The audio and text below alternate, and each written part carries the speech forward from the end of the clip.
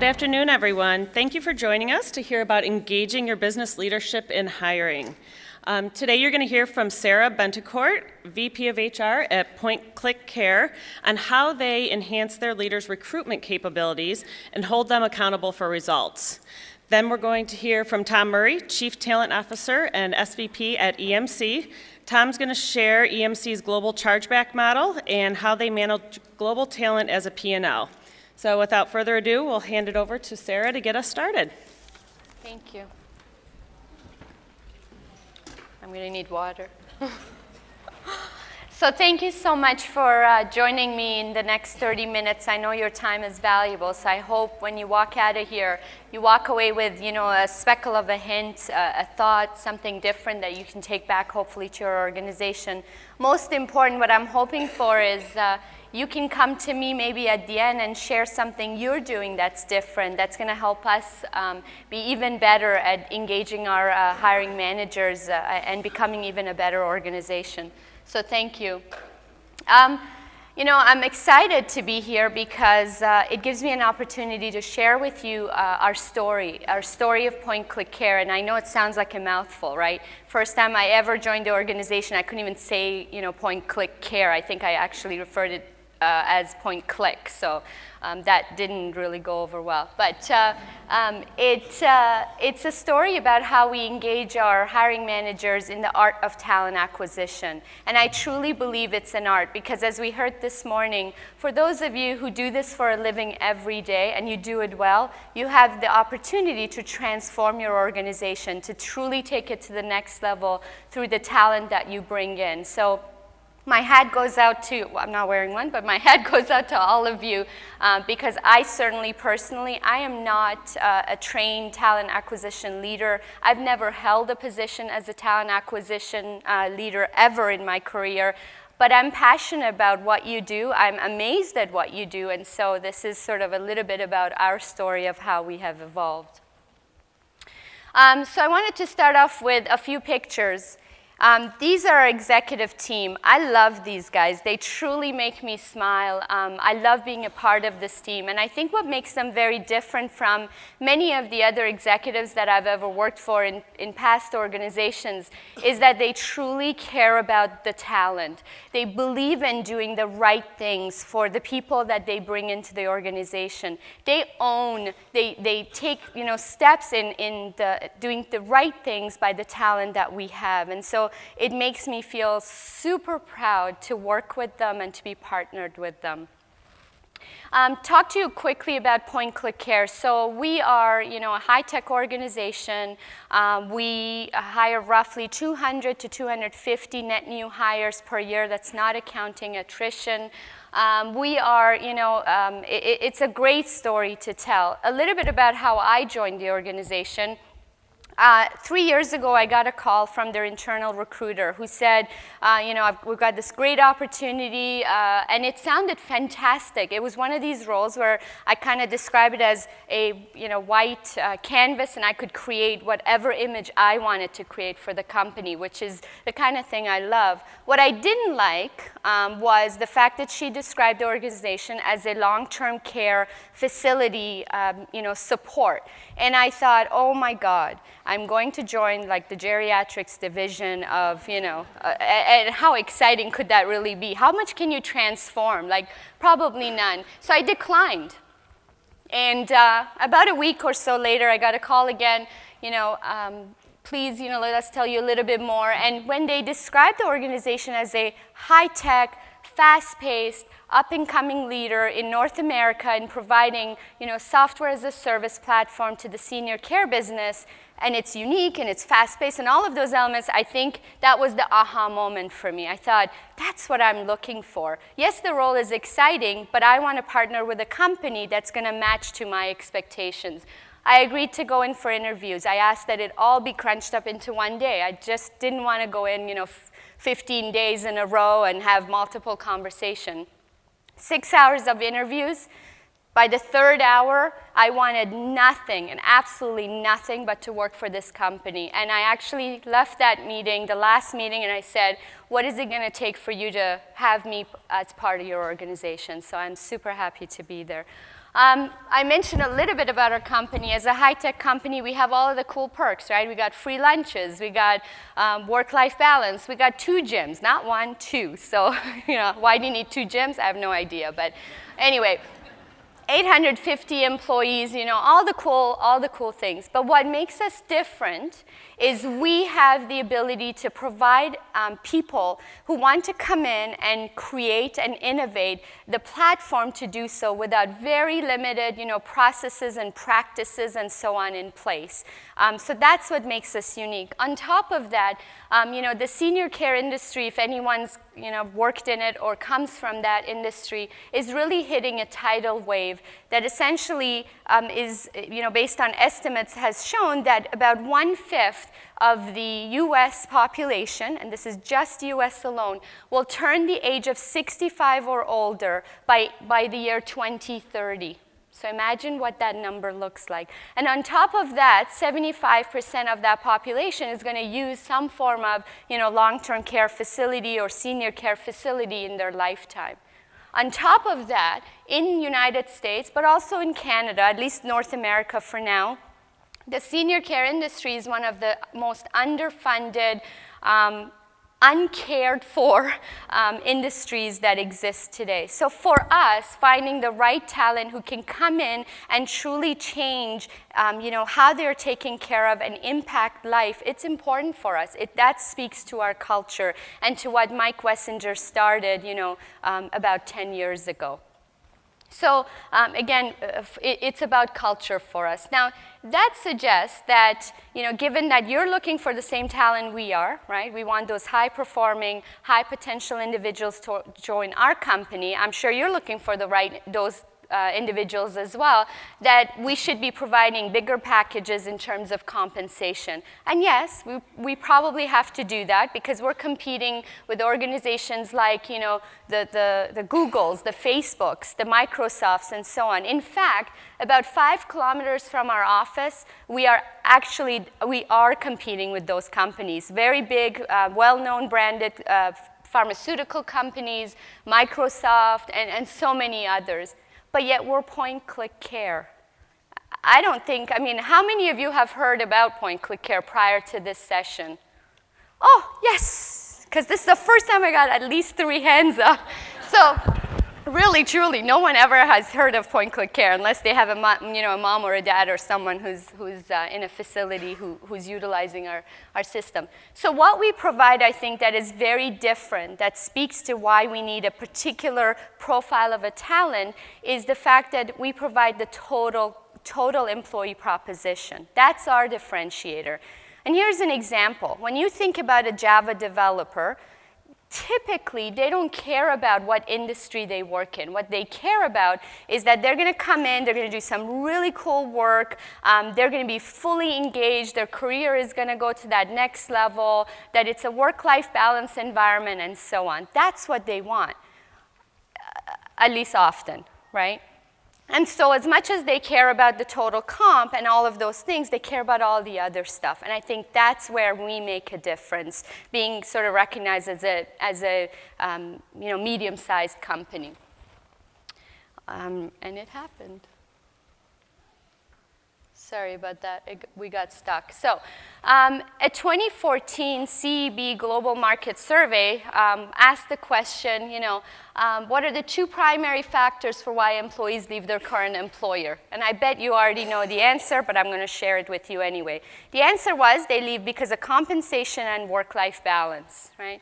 So based on those factors, we decided that, yes, that makes sense, but again, we can't offer what Google offers in terms of compensation. We can't offer what Netflix is offering, but what we can offer is all of those elements, is ensuring that we provide, the respect that they require, the growth opportunities, the market position, which, by the way, I don't think I mentioned. We are the leader in North America in providing that platform to the senior care industry. So for us, that's what makes us different. On top of that, it's culture. And so we use our hiring managers in a way that they can speak to that culture. We present them with data such as this and many others that I'm going to share with you today to educate them to be able to be our ambassadors in engaging that talent and bringing them into our company. Because typically, we will not hire the people who apply to our jobs because often we find they're not the right fit. We tend to go after the people that are not looking to leave their current employer. And I think you're probably doing some of the same things. So given that we're engaging our hiring managers in that practice, it becomes very important for us to make sure that they can speak to not only our company, our business philosophy, and so on, but that they can speak to what the competition is doing and what we're doing that's different from them and why they should be coming and working for us. On top of that, we used a lot of data from LinkedIn and from other resources such as Facebook and Glassdoor and so on to be able to further educate them on their role. Here's an example of what I'm talking about. This is the talent flow chart. I don't know if any of you are using this or not, but very quickly, essentially what it shows is for the number of new hires that we bring in from a competitor, how many are leaving us and joining that same competitor, right, in red. When you couple that with your exit interview data, what you end up having is a great story and a great education opportunity for your hiring managers because now they get to understand why, we went after that particular talent because that's what you wanted, that's the company you wanted us to go get them from, but we lost them. So what are we not doing right? What are you not doing right as a manager, as an ambassador to our organization that you need to be aware of, and why are we losing them? Okay. It's very important for us to have those star employees. Critical, absolutely critical to our business because, again, to maintain our #1 position and do the things that we do, we have to have that star talent and we have to have a way to educate our hiring managers on how to understand what that really means. Here's what I mean. We have essentially gone away and looked at our organization. We have 300 roles in our company. And 35 of those roles are highly critical to how we achieve our business success. They directly impact our business objectives. We understand how, we know the results that we expect of them, and so on. That 35 roles actually is representative of 27% of our company. So for us, those individuals in those roles have to be the best of the best of the best, and we absolutely cannot get them wrong because the impact to our business result is massive. The most important part here also is our actual overall turnover rate is 11%, which by industry standards in high tech is pretty low. In fact, I get pushed all the time, why are we not losing more people? Do something, get more people out the door. So, which is kind of counterintuitive to, wanting to put the right programs in place. But when you think about it, it's ensuring that not only we get the right candidates in the role, it's do we have a warm pipeline of individuals sitting in case that we do lose someone so that our business doesn't suffer. Now, I talked about the star players, and again, really, it's sort of getting that one. For us, out of that 35 role, if we get every one of those roles with the right individual, they can truly take our organization to that next level. They can create something new, something different that increases the quality of care for the people that are in those senior care facilities. The other thing that I talked about briefly is data. How do we use that data about star talent, about our organization, and so on to help educate our hiring managers in kind of creating that story? And so it's very simple. LinkedIn provides a number of data points that we use, and again, I'll even share with you a couple more. Glassdoor, some of you may disagree with me. I know there are many talent acquisition leaders that I have come across over the last year who would say, as soon as I think I said Glassdoor, we use Glassdoor, and here's how we use it and why we use it, I got the, oh my God, that's like the worst thing you could ever use. Don't ever use it. It's all bad. And it might be, but I think it tells a strong story. And we have used data from Glassdoor to help ourselves continuously improve. Here's a quick story. Recently, we got some feedback from a few candidates, I guess, who had come into our organization and gone through interviews. And what they had written was, we suck at our follow-up process during the recruiting life cycle. My initial gut feel was, oh my God, everything we've invested in talent acquisition, all the things that we've been doing and so on, this is just literally just washed away. Oh, you know, we suck. And now it's all over the internet, and how are we going to get the best of the best? But in actual fact, it told a great story. We've been able to walk away and look at our follow-up process and go, yeah, we suck. Like, really, we sucked. We were not following up with people effectively. And when I say we, we're not just talking about talent acquisition leaders. Our hiring managers were not providing feedback in a proper, effective manner to the candidates that were coming in the door. Sometimes they didn't even know if they were going to get a call, like in 3 weeks, 6 weeks, do we want them, don't we want them? We sucked. And so we have invested a lot of time now in ensuring that we put the right things in place so that we don't suck. So if you have anyone going for an interview to Point Click Care, please get them to write something about how we don't suck, okay? Because I just want that washed, okay? So I talked about Glassdoor. For those of you who hate Glassdoor, just bear with me for 1 second. So if you recall earlier, I said there were two primary reasons that people leave their current organization: compensation and work-life balance. This is where we are rated on those two particular factors, but also, you know, I feel great. I'm proud of where we're rated on some of the other factors by whether it's internal existing employees as well as those who come in and interview with us but unfortunately do not make a role in our organization. But here's where it tells even a stronger story. Our CEO approval rating is 100%. That's the differentiator. That's where you know that there's a career proposition at our organization. There are many other organizations that have high CEO approval rating, but I have yet to find, well, and I think recently someone pointed out an organization to me, but I love to see that. I think that's what's telling us, you know, the employees that walk in, they walk in because they want to join our culture. They want to join our teams of hiring managers and be a part of that team, okay? So given that this is so critical to us, you know, I talked about culture. We have a very much a performance-based culture, right? And so we have to go through, I don't know how many interviews. My director of talent acquisition is sitting right in the front here, right here, and I can feel his pain. Often he goes through, I don't know, sometimes hundreds of candidates before we nail that one, that right fit. And I think you heard this morning how organizations are taking that so much more serious. For us, we have to nail fit. We have turned candidates away even though they brought in the right technical skill sets, the right capabilities. They were amazing from a technical standpoint, but they just didn't fit our company. And so we turned them away. And so it takes a lot of, you know, conversations before we nail that one person. And here's why. I talked about we're a performance-based culture.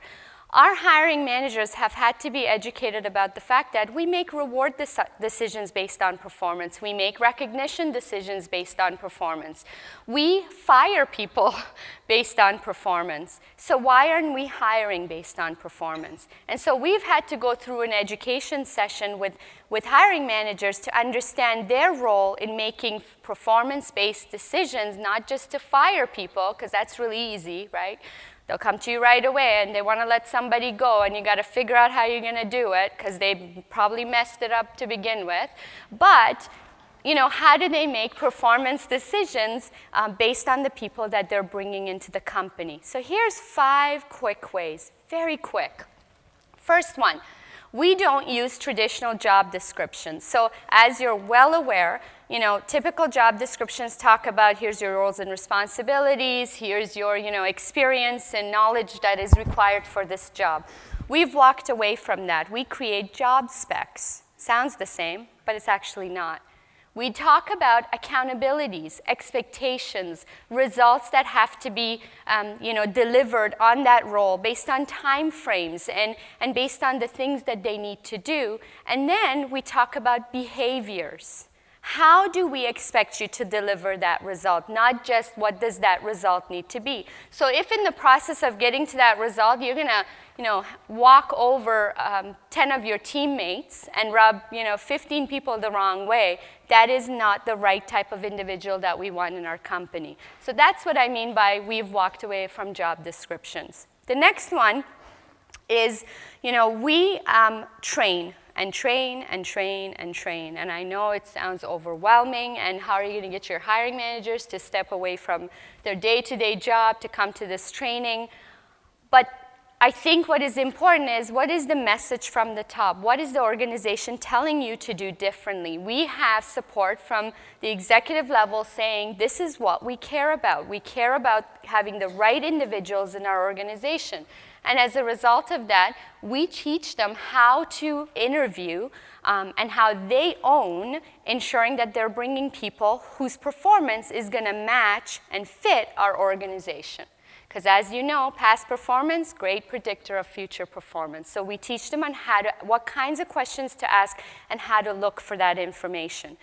The third thing that we do is we have really tried hard, and we haven't nailed it yet. We've got a few more hiring managers like moi that I need to work on, and that is off-the-cuff interviewing. So I don't think there's anything wrong, so I'm defending myself for a moment. I don't think there's anything wrong with having a conversation as part of your interview, to have a blank sheet of paper and sit there and allow the conversation with a candidate to lead you to figure out, are they the right fit or not the right fit? But for those 35 roles that I just described, and many of our other roles that are critical to our organization, that white blank piece of paper often leads us to the wrong individual. So we have essentially enabled our hiring managers with tools, with guidelines, with competency maps, with these job specs and so on, to have really strong performance-based interviewing discussions. The fourth thing is, we no longer, well, we try really hard, and I think we've nailed this one pretty well. We've walked away from having hiring manager candidate interviews only. Because what happens? Hiring managers have a pain. The pain is, I need a warm body. Just get me anybody. I don't care how you do it. I got to get this thing done. And what they don't think about is that thing is only an instantaneous pain. They forget about sort of the longer term value that individual brings to the organization. And so we use multi-factor assessments. In most of our technical roles, we actually use technical tests, and unless people pass it against our benchmark group of high-performing technical talent in the organization, they typically don't even make it to round 2. And on top of that, we use panel interviews. And here's how we do panel interviews that I think is a little bit different. We invite to these panel interviews benchmark high-performing, high-potential, great candidates or employees that we currently have in our organization. They're not there just to ask questions or tell us, oh, here's the feedback on this candidate. They're there because they're enabled to help with making great decisions on that final candidate. So it doesn't come down to hiring manager making a decision and saying, I really like this guy, I'm going to hire him. There has to be equal vote, in a way, on who they're going to hire for that specific role because they fit within our company and they bring the right skill sets to our organization. The fifth thing is that we've ensured that our hiring managers provide candidates with a realistic job preview. We have a very open environment. And particularly our engineering team, they sit in Scrum team setup. I don't know if you're familiar with that. Essentially, it's like 8 tables, very small. You may not like the person next to you, but guess what? You're going to sit there with these 7 other people, like it or not, and it's really close. Like I think the distance between them and the next person is about yay big, right? So it's giving them the ability to understand for the next year, 2 years, 5 years, for 8, 10, 15 hours a day, as they pour their blood and soul into our company, this is where they're going to be sitting. And if they're walking into the door expecting that they're going to get some kind of a corner office, guess what? We don't actually have corner offices in our building, not one. Our CEO sits amongst everybody else. That's our environment. So ensuring that people understand where are they walking into becomes very critical. And we don't own that. Our hiring managers own that. The next thing is brand. Yes, Point Click Care. See, I just got stuck. I told you, it's like a mouthful. Point Click Care brand does matter to us, but more important is our hiring manager brand. Let me kind of explain what I mean. We hire the best. We truly do. We want to treat them the best. We've done everything in our power to put in the right programs, right processes, right tools, the right things to help them feel that they're treated the best. They bring with them the best.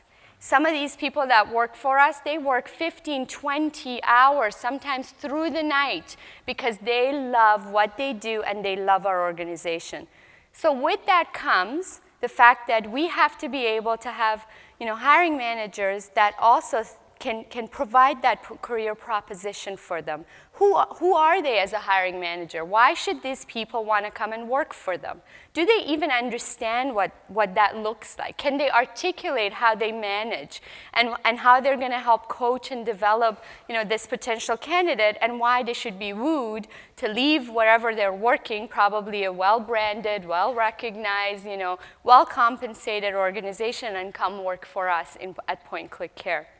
So we help educate our hiring managers on understanding what that is for them. And I'll share with you how we do it in a moment. But here's an example. I showed you earlier Ed. He's our Chief Operating Officer. And I should mention, all of our hiring managers, including employees, have the ability, and we really educate all of these individuals to utilize their profile on LinkedIn to tell a story about our company. In his case, for example, he constantly, sometimes on a weekly basis, I don't think you can see the dates on the bottom, but I think those are pretty much weekly, he writes articles about, not about Point Click Care, but about leadership, about the things that are important to our organization. And you can be assured that the hiring managers that we have in the company try to walk in his footsteps when it comes to those principles, those beliefs. On top of that, he promotes our jobs all the time. He's constantly talking about this next, job, are you interested, and so on. And so the minute somebody, likes one of his articles or provides a commentary on something, we have the ability, he has the ability, the hiring manager in that department has the ability to go and engage with that particular potential future candidate and see if there's a fit. And I should tell you, the best people we've brought into our company and our number one sort of method in finding great candidates has been referrals. Number two has been LinkedIn. I am a supporter of LinkedIn, so don't get me wrong, okay? But number one has been referrals. And this is one of the ways. Here's another data point that I think tells a great story. This is the Talent Brand Index. You're all probably familiar with this. LinkedIn provides this report to us. I'm proud of this story. About 3 years ago, my understanding was, just before I joined, we were, I think, third or fourth position on there when we compared ourselves to peers in the industry. For the last 2 years, we've held the number one position against our peer group in the industry. Are we perfect? No way, we're not. Have we achieved everything in talent acquisition? Absolutely, we have not. Because what I think will make us great, and we're working towards that, is the day that I can look at that data and then we can have a few of our competitors in the high-tech industry, some of the larger, well-branded organizations, and see where we sit against some of them. But I will say we've come a tremendously long way from where we were before to where we are today. Now, why am I showing you this? As I said, you're probably familiar with this, because this tells you a story beyond just your company brand. It also talks to your manager brand. That's hidden data in here, right? Because this is about who's telling whom about your organization. Why are people talking about you, right? And when you look at this, that tells me that, we've probably got some hiring managers that are doing something right. People are talking about us. People are leaving other organizations and wanting to join us. They're looking us up. They want to see what Point Click Care is all about. So again, this is a strong story, and we use all of this kinds of data that I'm showing you to educate our hiring managers so they can speak to a lot of these things when they go to woo a potential high-performing, high-potential star player.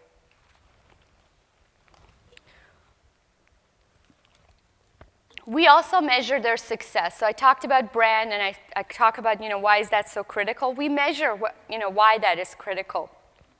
About 18 months ago, we sent out an engagement survey to our whole organization. Not your typical one. We actually developed it in-house. 70 questions, yep, not 12, not 15, 70 questions. And that was on purpose.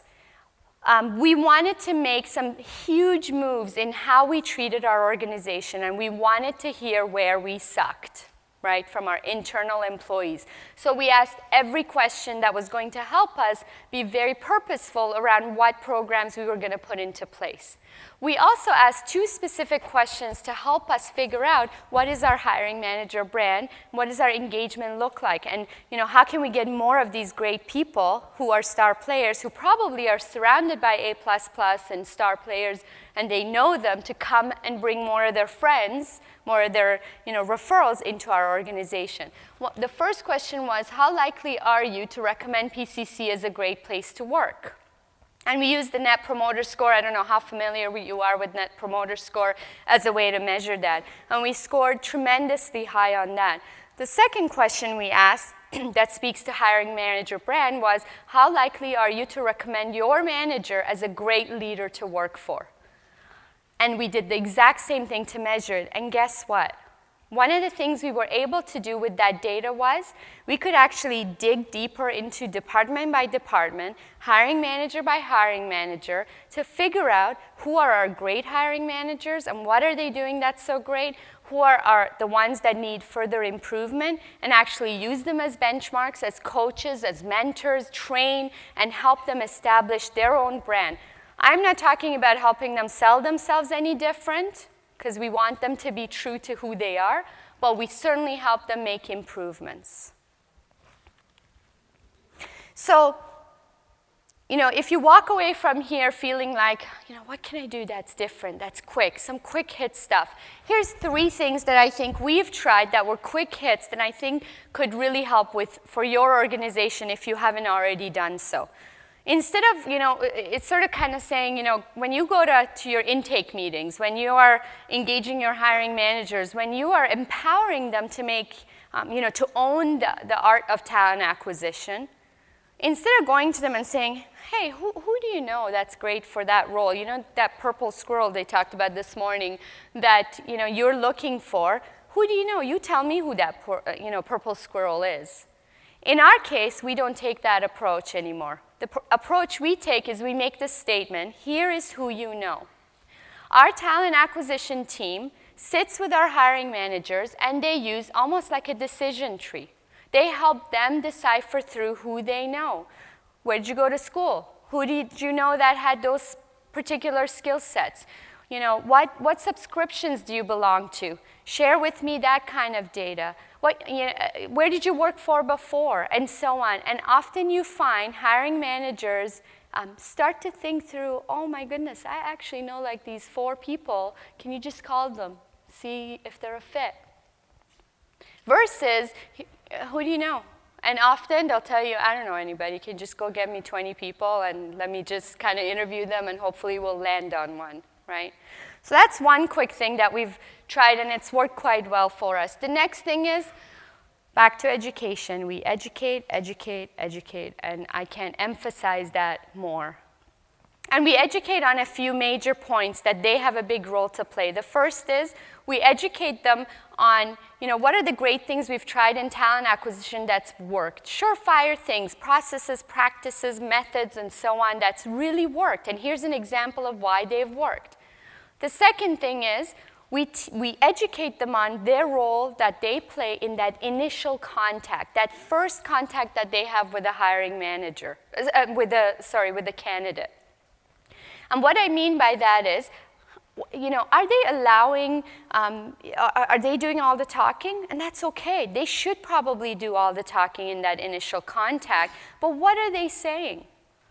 And the key here is that they're talking about the opportunity. Hey, come work for us. Here is why. The projects that they're working on, that cool technology that they're using, whether it's mobile application or whatever it is, that's going to make that candidate feel like, oh, I want a part of that, right? They should sound passionate and almost feeling empowered and excited about that thing that they've got going on in their team to get that individual to feel, yeah, I gotta take a step and be part of that team's organization. The next thing is we educate them on that second contact needs to be video or face-to-face. And on top of that, this is where the candidate does all the talking. You have to zip it and allow them to now talk about, why they are going to be a significant individual for your organization. This is where we do performance-based interviewing. The next thing is we help them understand, again, how to look for those passion points I talk about, where the adrenaline of the candidate goes up, they're excited, they want to be a part of, they feel that they're a good connection to that role that you're looking to fill. The third and final thing, network. We teach our hiring managers how to network. It's funny how much hiring managers believe that, if I go somewhere and just talk to a bunch of people I've networked, that's not the case. Networking opportunities are a great chance for people to find those great candidates that are not looking for a job. So what's their opening statement? What are they going to talk about projects? How are they going to woo and catch the interest of a potential candidate? Last couple of things is look at, hang on, it keeps getting stuck. So, educate your hiring managers on your story, your company's story. So we've got presence on Facebook. We've got presence on Glassdoor. We've got a presence on Twitter. We've got a presence on LinkedIn, on YouTube. And all of these things tells a story about our company. There's a consistency in the message. There's stuff that we share. And so it's important that hiring managers understand what's being shared on all these pages so that when a great candidate says, I researched you out, by the way, and I heard that you're doing X, Y, and Z. They should be able to talk to that. They can't sound like they have no idea what's going on in the organization beyond just their own department. Sometimes they don't even know what's going on in their department. So they should be aware and be educated around what's going on all of your social media pages. So in summary, ensure that you understand your talent acquisition philosophy. What is it? The tools, the programs, the practices, the guidelines, everything you're putting into place to enable your hiring managers to do the right things, to own your talent acquisition practice. Pay attention to your competition. I'm not talking about pay attention, you guys, but your hiring managers need to understand, can they talk to your business? Can they talk to your industry and what your competition is doing and why you are better and you are different maybe in some of the things that you're doing that they are not, and why this person should come and join your company. Build your online organizational brand. What your organizational brand is important, but what is your hiring manager brand? Do they understand what that is? Have you enabled them to speak to that? And lead with learning. I can't emphasize that enough. There's going to be education all the time, and I think there needs to be an understanding by hiring managers that if they want to do this and do this well and get that purple squirrel, that they have to constantly be up to date as to what is going on in your company and what is going on in the industry. So in closing, again, I hope that you've spent, I know this is valuable time for you, so I appreciate that you are here. I hope, again, that you walked away with, one idea, if nothing else, one thing that you might be able to try and do in your own respective companies. I would love to hear if any of you are doing something different. I'll be here afterwards, so if you could come and share with me maybe your stories that can help us be better, and maybe we can try and get some of the great people you've got or something like that, I would really appreciate it. So thank you for your time.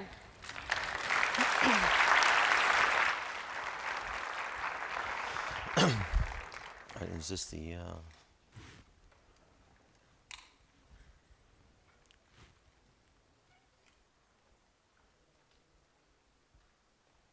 How's everybody doing? You guys awake at all? How's everyone doing? Good, good. Before we get to the slides, I'll kind of set the table for the presentation. So EMC hires 7,000 to 8,000 people a year, and we run recruiting as a business. It's a $35 million P&L. So to start with a couple questions, who has unrealistic hiring managers that don't get recruiting? Raise your hands. So that's like 90%, right?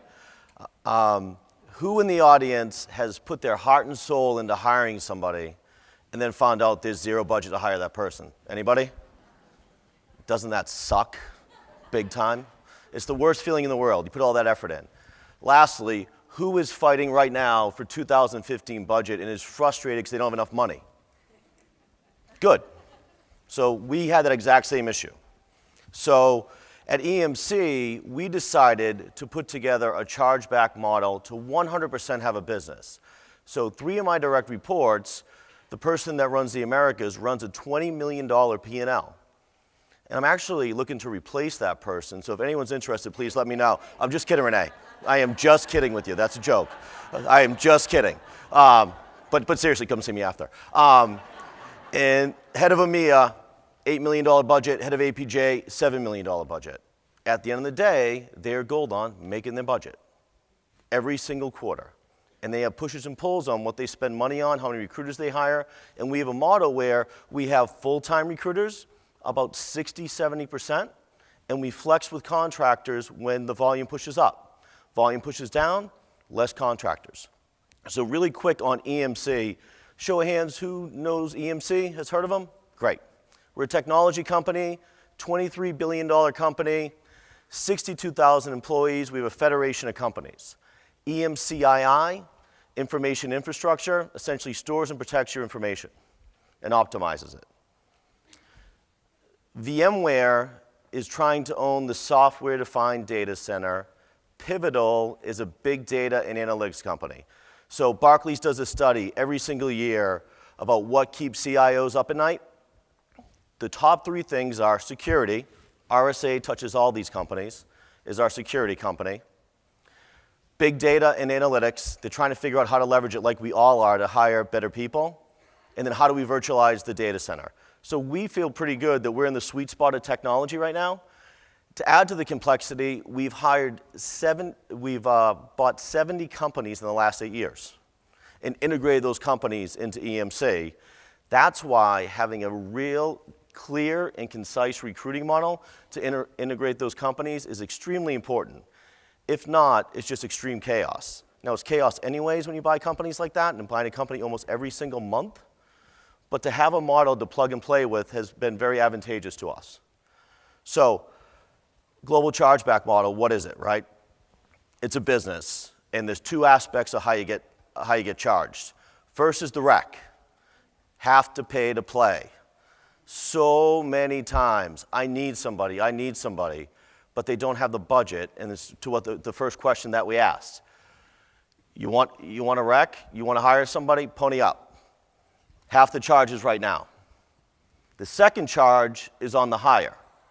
So why this works is, sometimes things change, budgets change, strategy changes, and also hiring, at least for us, is very cyclical. So end of Q1, early Q2, we have a high majority of the recs go on the system once all the budgets are established, and have more hiring towards the second third of the year. And around November and December, it can get a little bit quiet and nobody puts recs on the system. So this is a 50-50 rec and hire model. Now, if people aren't happy and they want more, right? So you have hiring managers across the world that whine and HR people that whine. Does anyone have people that whine about recruiting in their organizations? Yeah, lots of hands on that, right? I need more. Great, pay for it. I want more sourcing. Awesome. We have a model that has a menu that you can buy up. I want higher touch candidate experience. I want better interview scheduling. Great. You have a menu. Buy up. Very cut and dry. So in the beginning, this was very difficult. People pushed back. Now, people understand you get what you pay for. If you want more, there's a cost. And the great thing about the model of having 200 recruiters across the world is it lets us flex our recruiters across the world. So, for example, we have a multiple storage businesses. One of the businesses, it has emerging technologies right now, is incredibly busy. So we've made a call to flex 2 or 3 recruiters to another business that's not so busy and put them to that model. And we have a defined rec load for those recruiters for 17 to 18 recs to work on at a time. So when the business says, well, I don't want my recruiter to leave, well, they're not busy enough. So this has really given us the ability to leverage the entire recruiting workforce to have people work on jobs that are real and do the right thing for EMC. And the other strategic thing that I talked about a little bit earlier is the mix of full-time and contractors. So we're constantly hiring contractors and really getting them up to speed fast and leveraging them for 3 to 6 month stints.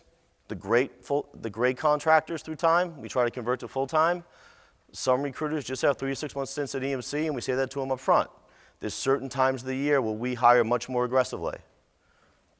So this slide, really simplistic, but hiring managers at EMC, HR leaders at EMC, they know this slide because they're asking all the time, what's in the charge? Why am I getting charged for this?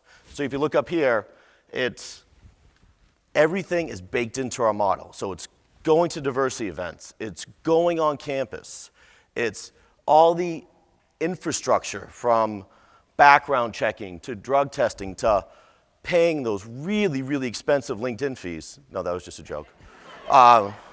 They said they'd cut my price in half if I came up here. That's definitely a joke. Sourcing tools. Everything we have in our budget is baked into this. So what we don't do this time of year, which we used to do that I despised, is tin cupping across the organization. Asking for money for each business across EMC. You think of the 70 companies in 8 years that we acquired, there's businesses with different domains and different technologies across the entire company. So this model, the way we set the cost up, is to cover all of it. So if we're struggling in a certain area and we need to get better name gen and we need to go outside for that, we can typically leverage that within the model.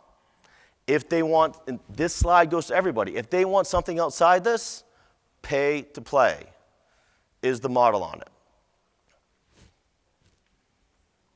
So why do we do this, right? And I think one of the best advices I ever got on business is, are you in or out of control? We feel like at the end of the day, and I will tell you, this is far from perfect, and there's good quarters and bad quarters, but we feel like we're in control of our own budget. And as long as we hit our quarterly number, we are 100% left alone to strategically invest in the things that we want to invest in as a company in terms of talent. That's the call that I get to make with the leadership team that I have, which also includes employment branding. So the control piece is great because what happens is a lot of times in companies, the first thing that gets cut is recruiting and training, right? And it's very short-sighted because you cut great recruiters and 3-4 months ago, it's like, well, we need to go hire people, right? And we've all seen that movie before, right? We can leverage this team of recruiters that was talked about earlier, but we flex. There's even times where we have some international push-up, but we'll have some US folks source for that. The ability to be agile as a recruiting organization of over 200 people is key, especially when we buy companies that need incredible ramp-up really fast.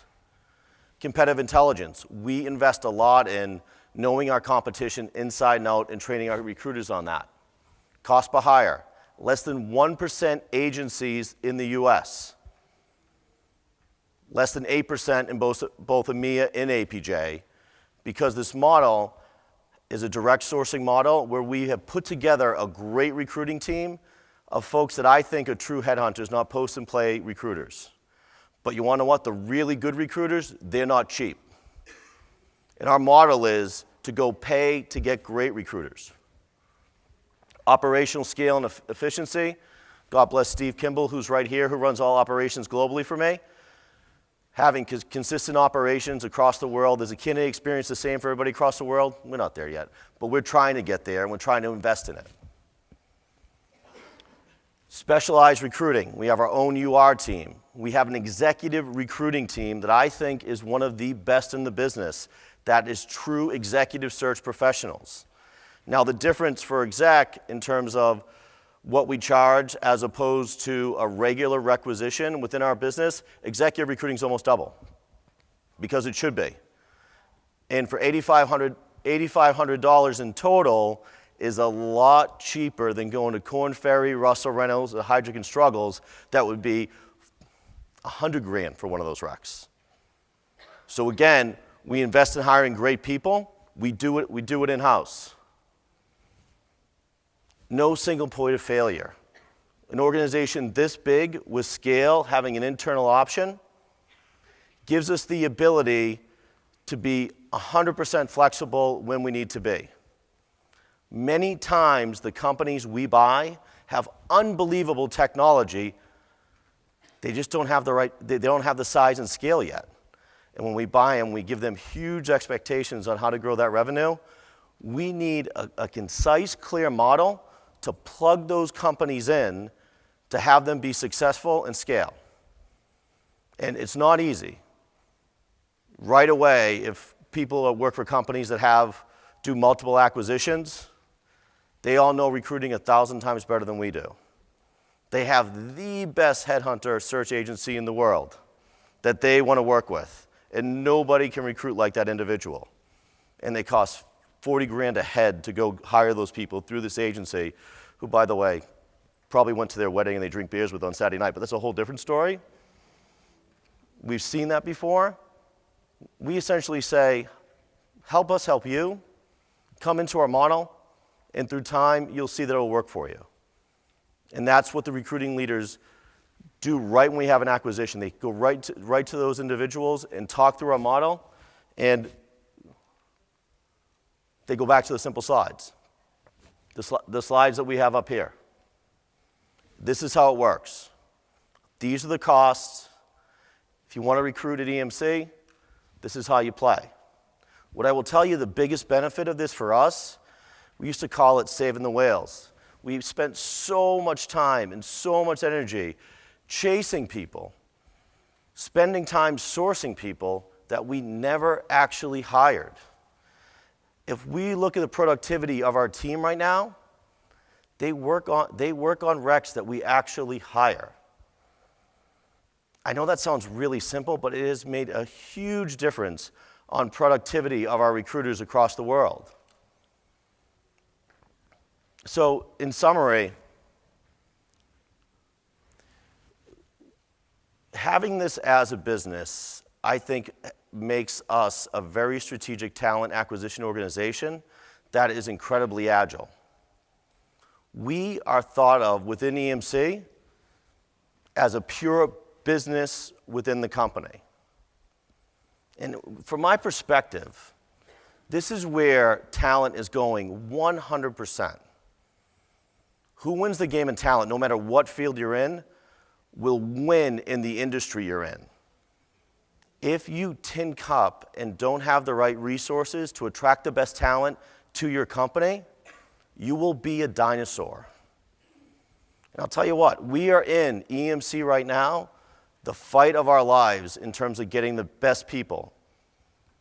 We are historically viewed as an old school East Coast company that grew up doing hardware.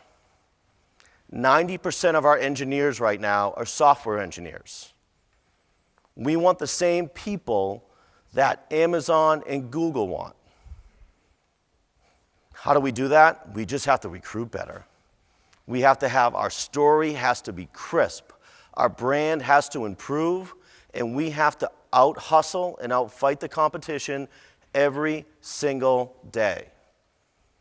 If we don't do that, that good talent will go to the sexier companies. When we go on campus, and it's LinkedIn, Facebook, and EMC, they go to our booth last. How do we change that? part of it is having the most agile, fastest recruiting organization in technology, that we want this organization to be disruptive, be the second biggest sales force in the company, and be a huge competitive advantage for EMC. That's the goal. And we think having this model gives us that type of advantage, and if we didn't have it, we would have less people, less resources, and the net result, I sincerely believe, would progressively become one of those dinosaur companies. We can't let that happen. So thank you very much, and any questions that you have, we'd love to answer them.